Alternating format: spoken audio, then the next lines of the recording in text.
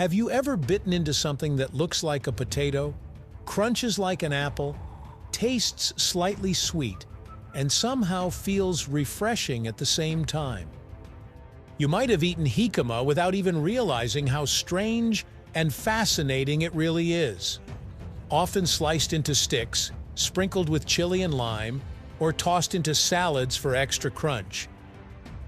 Jicama is one of those foods that quietly appears on the plate, but carries a surprisingly rich story behind it.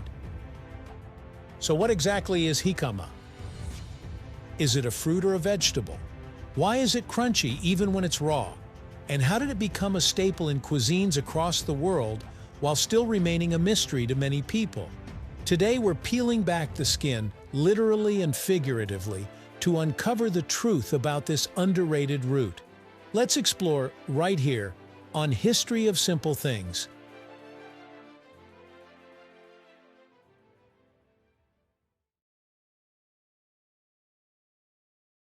Jicama, pronounced jicama, is a root vegetable scientifically known as Pachyrhizus erosus.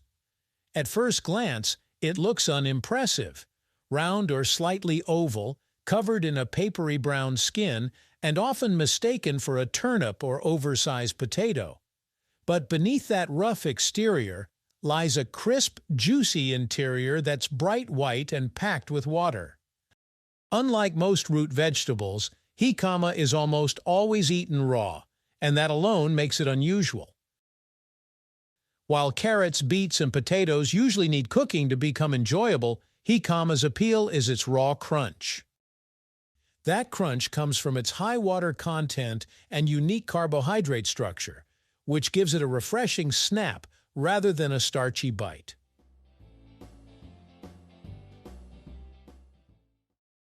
Despite how commonly it appears in modern recipes, jicama has ancient roots.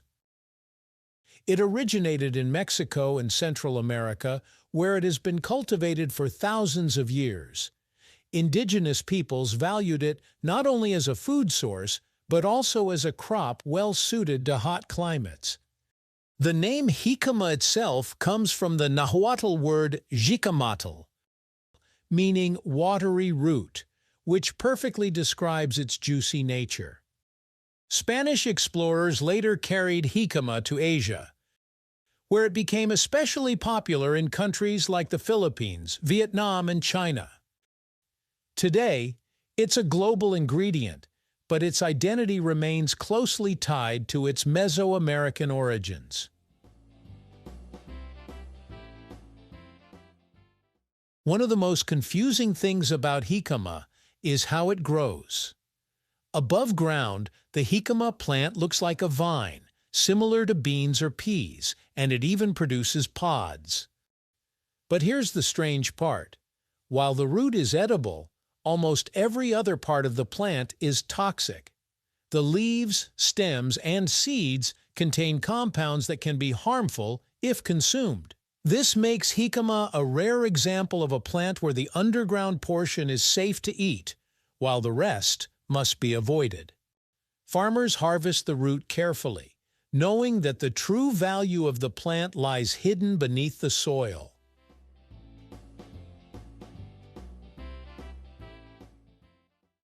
From a nutritional standpoint, jicama is deceptively impressive. It's low in calories, low in sugar, and high in fiber, making it a popular choice for people looking to eat healthier without sacrificing texture or satisfaction. Much of its carbohydrate content comes from inulin, a type of soluble fiber that isn't fully digested by the body. This means jicama has a minimal impact on blood sugar levels, which is why it's often recommended for people managing diabetes or following low-carb diets. At the same time, inulin acts as a prebiotic, feeding beneficial gut bacteria and supporting digestive health.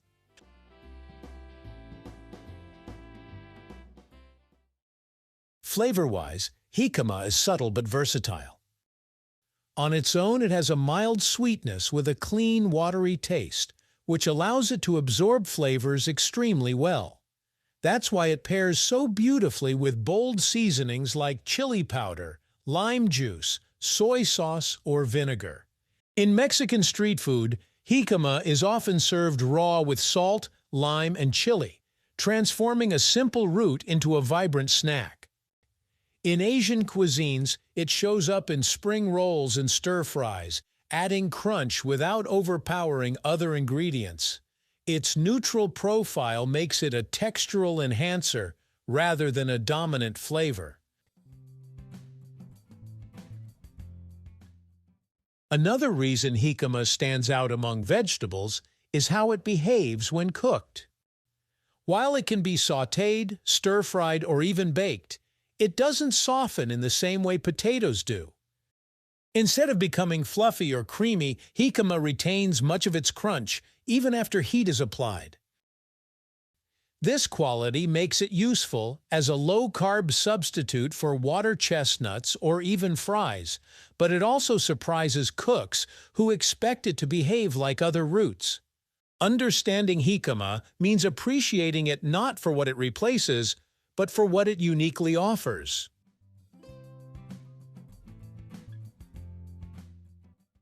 Culturally, jicama represents adaptability.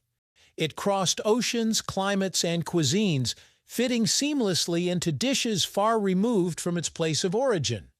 Yet it never lost its core identity as a refreshing, crunchy root meant to be enjoyed simply. In many ways, jicama reflects how food evolves. A humble crop that starts as local nourishment and becomes a global ingredient without ever demanding the spotlight. It doesn't shout with strong flavors or rich aromas. Instead, it quietly enhances everything around it.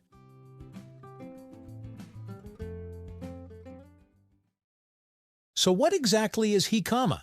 It's a root vegetable that defies expectations. It looks ordinary but tastes refreshing. It grows on a vine but hides underground. It's eaten raw when most roots are cooked. And it travels effortlessly between cultures, adapting to countless culinary traditions. Jicama reminds us that some of the most interesting foods aren't the loudest or most popular. They're the ones that surprise us when we finally take a closer look.